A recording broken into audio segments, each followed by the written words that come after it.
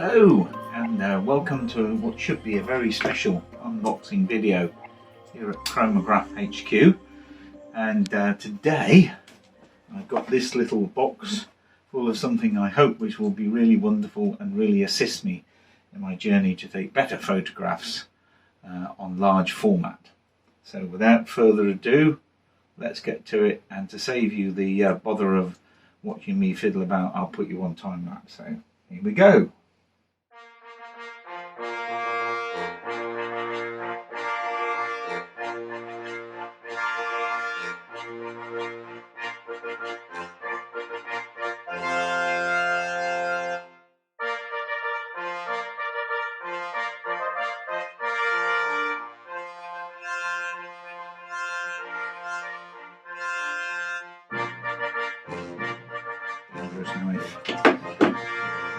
So it's a new lens to put in my Intrepid 4x5 camera. It's a Fuji Optical Co. SW f1.8 90mm. So to put that in layman's terms, it's a wide angle lens approximately equivalent to what you would get for a 28mm in 35mm camera or standard full frame DSLR cameras, but as you can see, it's a very different sort of beast. For one thing, it's actually not that big. I mean, it's quite a lot bigger than my standard lens and is quite a chunky sort of thing, but it's not in any way as big as some of the autofocus lenses you'll see. So for something this big, with you can see that the optics are of considerable diameter,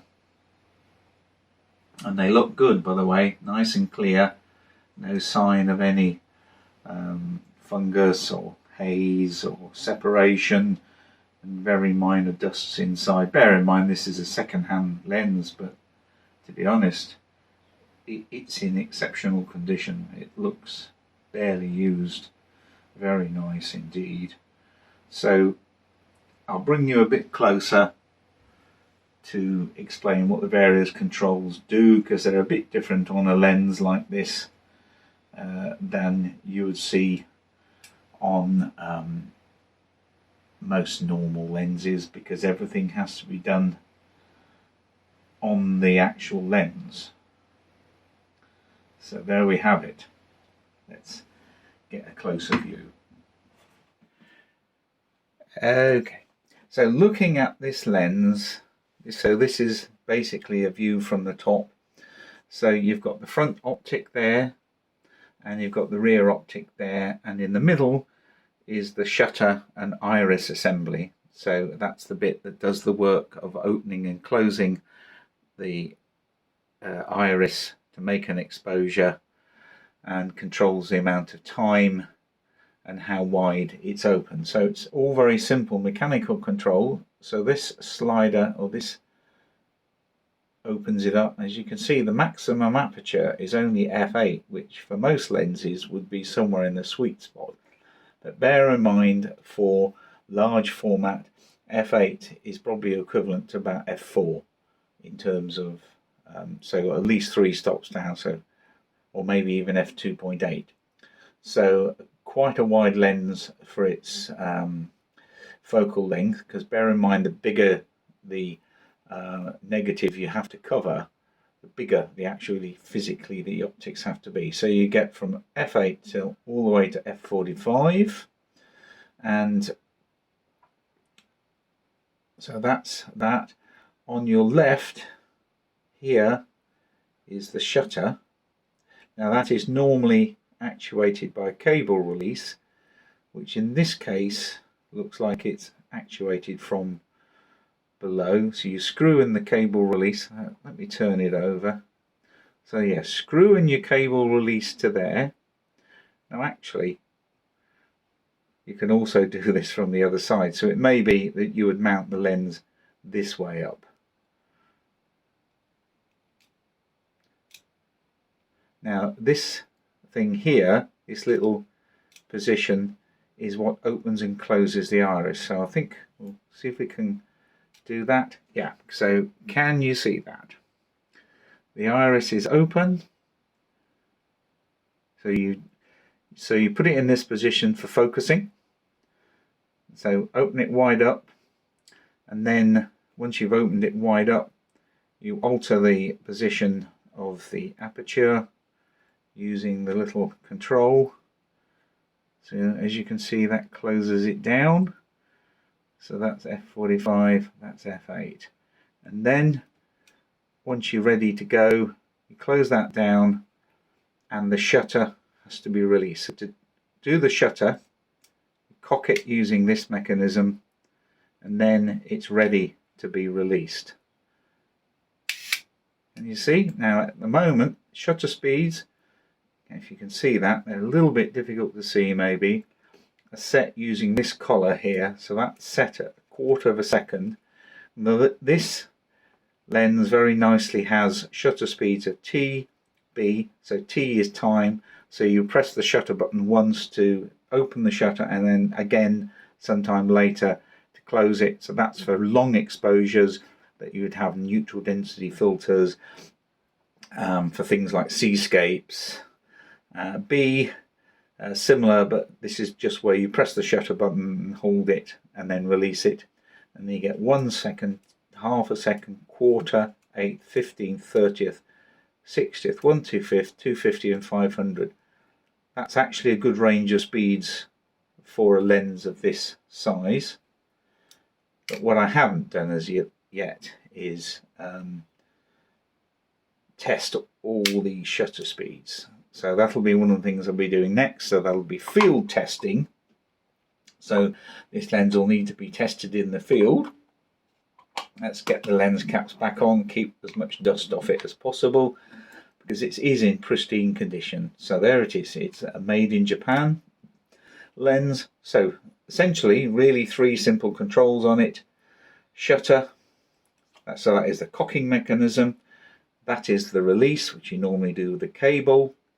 The aperture mechanism, which is set between f/45 and f8, and the shutter speeds, which are between 1/500th and 1/30th. Okay.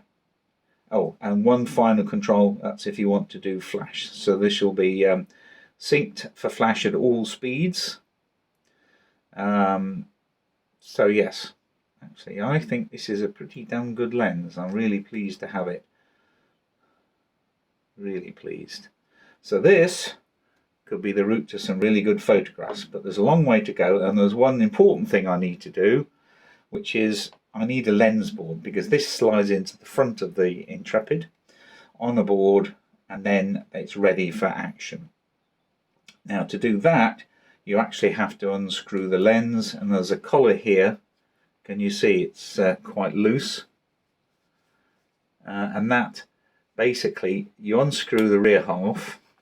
I won't do it all the way because I don't want to expose the internal parts of the lens to any dust. So you unscrew that and the collar, then put in the lens board and then tighten it all up, and then you're ready to go. The reason why you have separate lens boards is you can attach this to almost any 4x5 camera and it will work, because it will provide a range of movements that will allow this to be shifted up, down, left, right, down, up. And there's more of that in another video on movements in practice, how you use them, because that's something I've been really learning. Anyway, so there it is. It's a beautiful object in its own right, but what it means hopefully is even better photographs. So I'm really looking forward to getting this out in the field, but I need to go on the net now and order a lens board for it. Installing the lens board, which I bought from Intrepid for the princely sum of £15. It's made out of something like melamine or similar material. Lens boards are often camera specific or mount specific, but in general they are interchangeable within limits. So what you do is you install this collar. Let's get back here to where it's likely to be in focus. Install the collar screwing it down. I'm going to just do it hand tight for now, so that it firmly attaches the lens board. I just need to make sure that it's all the way down and isn't loose. So that's not too far off there. So that's the lens board attached. That will now drop into the camera, which I'll demonstrate on a field test. And the final step is to screw on the rear element. There we are. That is your lens, large format lens, ready for action, front and rear lens caps, shutter built into the lens. Right, final step, I'll just demonstrate the shutter sound. So there we have it, one completely assembled lens. Now, just as a quick postscript, let's do the shutter sound. I'm not going to do every shutter speed, that's going to be rather tedious, but basically you have to cock the shutter manually every time. There's no automatic shutter cocking mechanism here, and you release this shutter normally using a cable release. I'll just do it manually here. So 1/60th of a second. There you go. Now I'm going to go to something like 1/8 of a second. Cock shutter. You can see a bit more of a sound there. And go all the way down to 1. Cock shutter.